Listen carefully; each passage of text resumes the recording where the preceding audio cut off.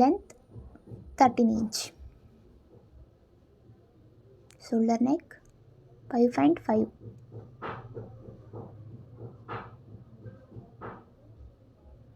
ಇವಾಗ 6 inch, neck ಬಂದ್ಬಿಟ್ಟು 2.5, length 6, 1 inch, 1.5 inch. So ಇವಾಗ ಈ ರೀತಿ ಲೈನ್ ಮಾಡ್ಕೊಳ್ಳಿ.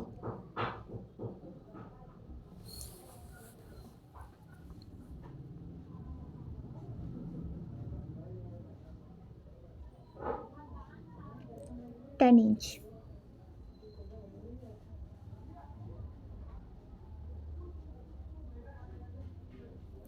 Nine point 5, 9.5 inch. ಹೀಗೆ ಒಂದು ಲೈನ್ ಮಾಡಿ.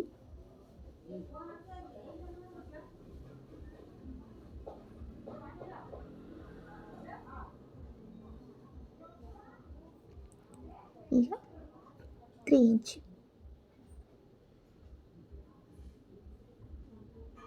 ಇಲ್ಲಿಂದ ಇಲ್ಲಿವರೆಗೂ 10 ಇಂಚ್, 3 ಇಂಚ್, 2 ಇಂಚ್. ಸೊ ಈ ಲೈನಿಂದ ಇಲ್ಲಿವರೆಗೂ ಲೈನ್ ಮಾಡ್ಕೊಳ್ಳಿ. ಇವಾಗ ಕ್ರಾಸಲ್ಲಿ ಈ ರೀತಿ ಲೈನ್ ಹಾಕಿ. ಗೊತ್ತಾಯ್ತಲ್ಲ ಫ್ರೆಂಡ್ಸ್? ನೋಡಿ, ಇನ್ನೊಂದ್ಸಲ ರಿಪೀಟಾಗಿ ತೋರಿಸ್ತಾ ಇದ್ದೀನಿ. ಈ ವಿಡಿಯೋ ಏನಾದರೂ ನಿಮಗೆ ಇಷ್ಟವಾಗಿದ್ದರೆ ಲೈಕ್ ಮಾಡಿ, ಶೇರ್ ಮಾಡಿ, ಸಬ್ಸ್ಕ್ರೈಬ್ ಮಾಡಿ. ಇವಾಗ ಈ ರೀತಿ ಕಟ್ ಮಾಡ್ಕೊಳ್ಳಿ.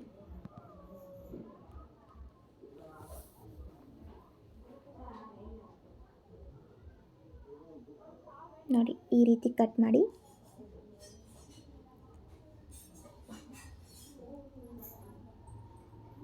ಇವಾಗ ಸ್ಟಿಚ್ ಮಾಡ್ಕೊಂಡು ಬನ್ನಿ. ಈ ರೀತಿ ಕಾಣುತ್ತೆ. ಇವಾಗ ಸ್ಲೀವ್ ಆಲ್ರೆಡಿ ನಾನು ಕಟ್ ಮಾಡ್ಕೊಂಡಿದ್ದೀನಿ. ಇವಾಗ ಈ ರೀತಿ ಕಟ್ ಮಾಡಿರೋದನ್ನು ನಾವು ಅಷ್ಟೇ ಸಮೇತ ಸ್ಟಿಚ್ ಮಾಡ್ಕೊಳ್ಳಿ ಮೇಲುಗಡೆ. ನಂತರ ಈ ರೀತಿ ಸ್ಟಿಚ್ ಮಾಡಿ.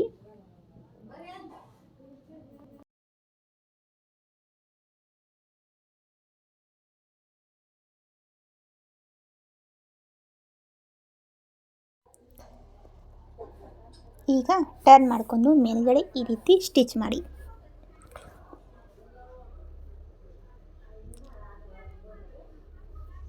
ನೋಡಿ, ಈ ರೀತಿ ಕಾಣುತ್ತೆ. ಸೈಡಿಗೆ ಸ್ಟಿಚ್ ಮಾಡಿ.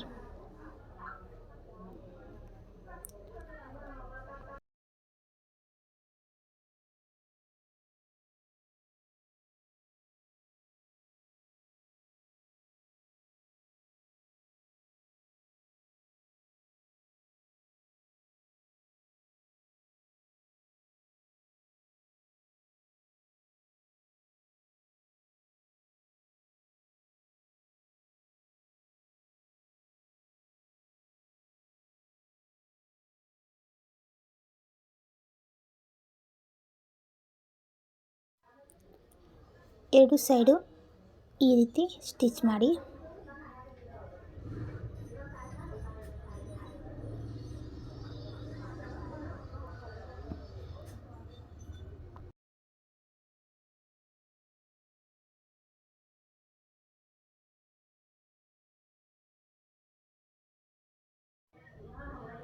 ಕೆಳಗಡೆ ಈ ರೀತಿ ಪಟ್ಟಿನ ಹಚ್ಚಿ ಸ್ಟಿಚ್ ಮಾಡ್ಕೊಂಡು ಮತ್ತೆ ಅದನ್ನು ರಿಟರ್ನ್ ಆಗಿ ಈ ರೀತಿ ಮಡಚಿ ಮತ್ತೆ ಮೇಲ್ಗಡೆ ಈ ರೀತಿ ಸ್ಟಿಚ್ ಮಾಡಿ.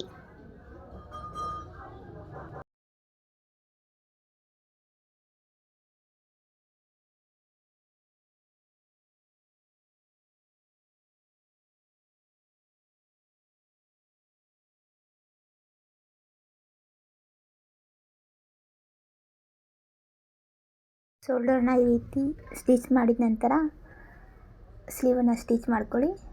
ನಂತರ ಎರಡು ಈ ರೀತಿ ಈಕ್ವಲ್ ಮಾಡಿಕೊಂಡು ಮೇಲ್ಗಡೆ ಸ್ಟಿಚ್ ಮಾಡ್ಕೊಳ್ಳಿ. ನೋಡಿ ಫ್ರೆಂಡ್ಸ್, ಕೊನೆಯದಾಗಿ ಮೇಲಿನ ಬಾರ್ಡರ್ ರೆಡಿ ಆಯಿತು ನೋಡಿ. ಅದಕ್ಕೆ ನಾವು ಕಸೆಯನ್ನು ಈ ರೀತಿ ಸ್ಟಿಚ್ ಮಾಡಿಕೊಂಡು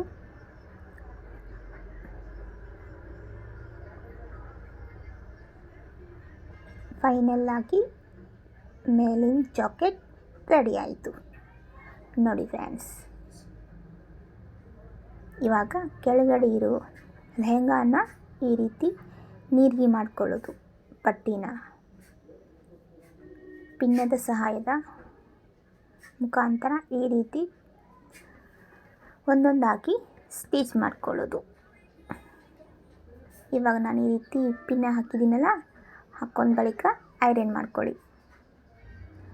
ಐರನ್ ಮಾಡಿಕೊಂಡೆ ಮೇಲಿನ ಬೆಲ್ಟಿನ ಪಟ್ಟಿನ ಜಾಯಿಂಟ್ ಮಾಡ್ಕೊಳ್ಳಿ. ಇವಾಗ ನೋಡಿ ನಾನು ತೋರಿಸ್ತಿದ್ದೀನಲ್ಲ, ಮೇಲ್ಗಡೆ ಬೆಲ್ಟ್ ಪಟ್ಟಿನ ಜಾಯಿಂಟ್ ಮಾಡಿಕೊಂಡೆ. ಕೊನೆಯದಾಗಿ ಸ್ಟಿಚ್ ಮಾಡ್ಕೊಂಡ ಬಳಿಕ ಈ ರೀತಿ ರೆಡಿ ಆಯಿತು.